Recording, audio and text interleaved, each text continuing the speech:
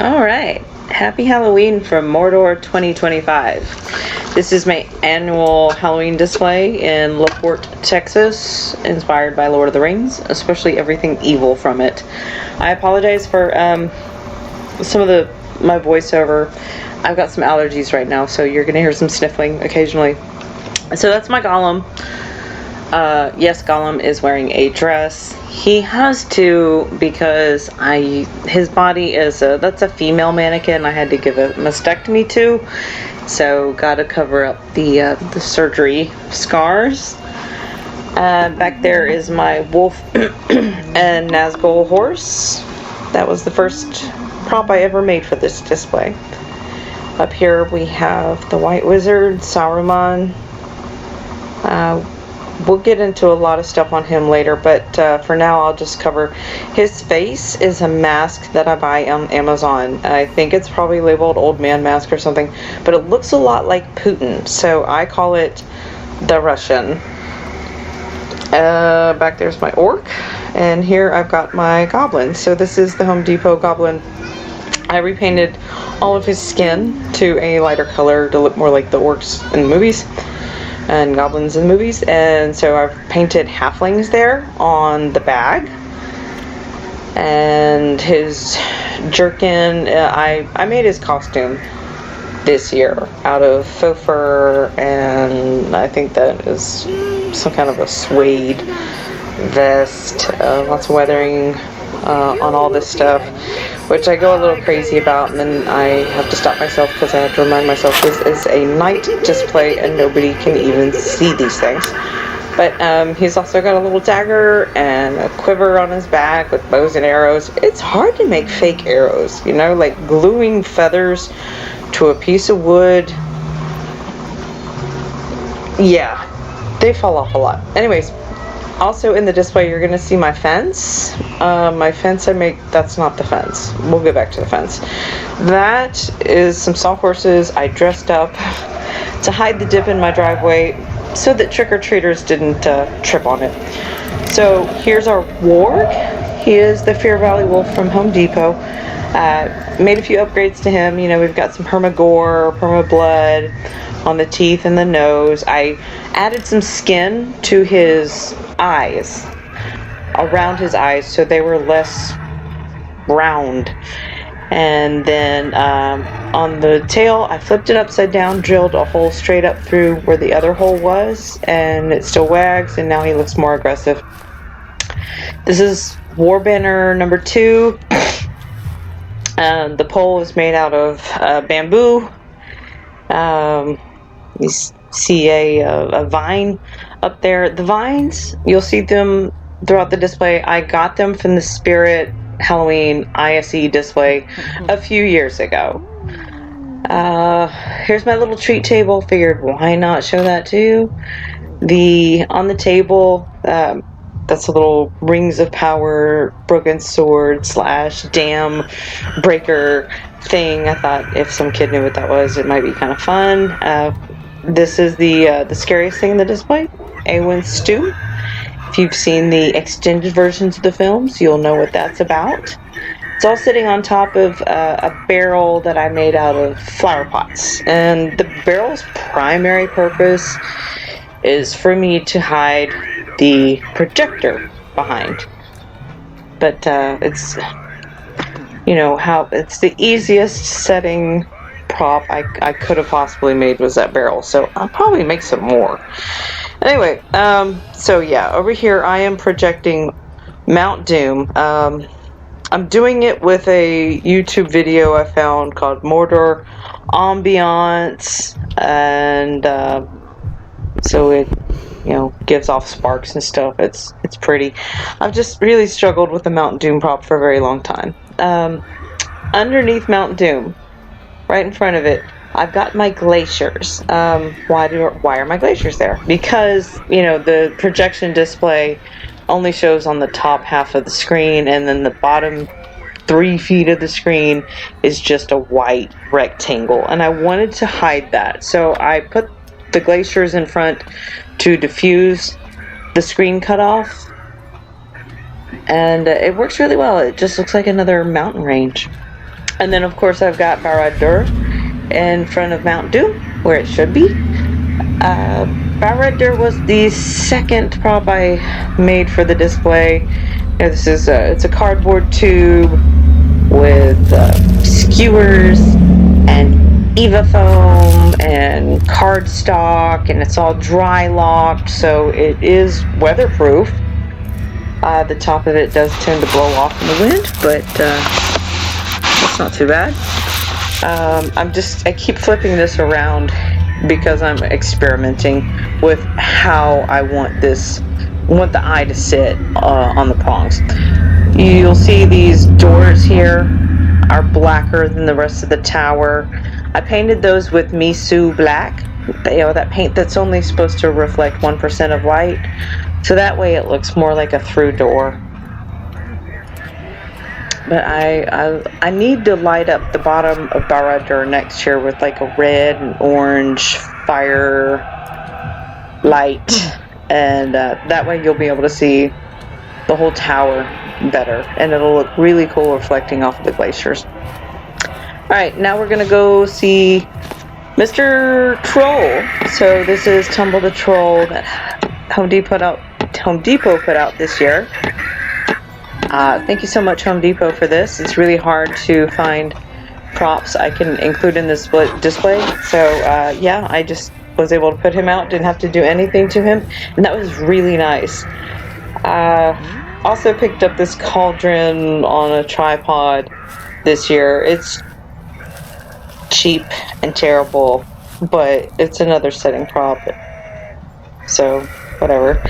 I just kind of zoomed in one of my fake rocks. I hate lights to be visible on my display, so I hide all my lights behind fake rocks or fake plants. So this is one of my new props this year. This is my orc. About time I finally put an orc in the display. It took me about a month to make this costume. It was extremely difficult for me because my mind doesn't work that way. You know, for making orc garb, you have to have a kind of a chaotic, creative mind, and I am a very organized, creative mind, if there is such a thing. But so this was quite difficult, but I think it turned out well. The costume's got a lot of pleather and Eva foam, and behind each leg I've got a 3-foot stake, so you can't see him from the front or the back really, and it looks like he's standing up. That worked out really well. On the front, I will zoom in on the chainmail I made for him. So first I made the chainmail, and then I needed rusty chainmail, but I made it out of aluminum chainmail. So what I did was I took that chainmail, I dipped it in aluminum black, which is like a gun dyeing solution. That made it porous, and then I was able to paint or submerge it in steel wool and vinegar. So then all that solution got into the pores, and now we have rusty aluminum chainmail. Over here we got Mr. Saruman. Got his little white boots. I am not a good costume maker. This robe, it's way too short. I did sew some ribbon on the front of it this year to try and look a little more like the Halloween, movie costume. I pinned part of the robe back so it looks like a vest, like the movie costume. I did order a new costume for him. It's taking them a few months to make it, so hopefully it will be here in time for next Halloween. I think he'll look way better when he's not wearing this frumpy mess. Then obviously he's got his staff, which there's tons of YouTube videos out there about how to make that. Over here, I've got to show you this little tombstone. It's just a setting prop, and especially I'm using it to hide lights. That's all. Alright, now we're going to move on to the wolf and the Nazgul horse. So the wolf is the Big Lots wolf. he sits there and howls at the Nazgul horse. The Nazgul horse was a Christmas decoration that I was gifted, I don't know, around 2020. And while it was a gorgeous thing, it was also a ridiculous thing because it was actually it's a Pegasus unicorn. I said, okay, well, this doesn't belong in Christmas, so why don't I turn it into something else? I said, what am I going to turn it into? How about a black warhorse? Because what is cooler than a black warhorse? Nothing. And there's no cooler warhorses than the ones in Lord of the Rings. So Nazgul horse he became. His skin I made out of black vet wrap, which got its stickiness everywhere for the next few years, so eventually I Mod Podged it and that stopped it from spreading its stickiness. And then I had to carve the saddle out of foam because obviously they don't make saddles in that size. Over here, that's your 8-foot Home Depot obelisk.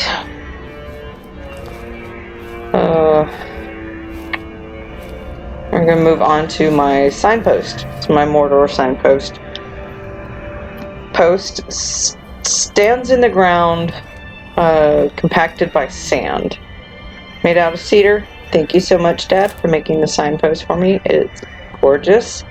And during Christmas, I will take the Mordor sign part down, and I will put up my North Pole sign and wrap it in lights. And so this thing will stay up for 2 months, and I really like it. There's another fake plant that I'm obviously obsessed with showing to you guys. And we've got your, what is that, the 5-foot Lowe's obelisk. It's just a beautiful piece. Moving on to War Banner number 1.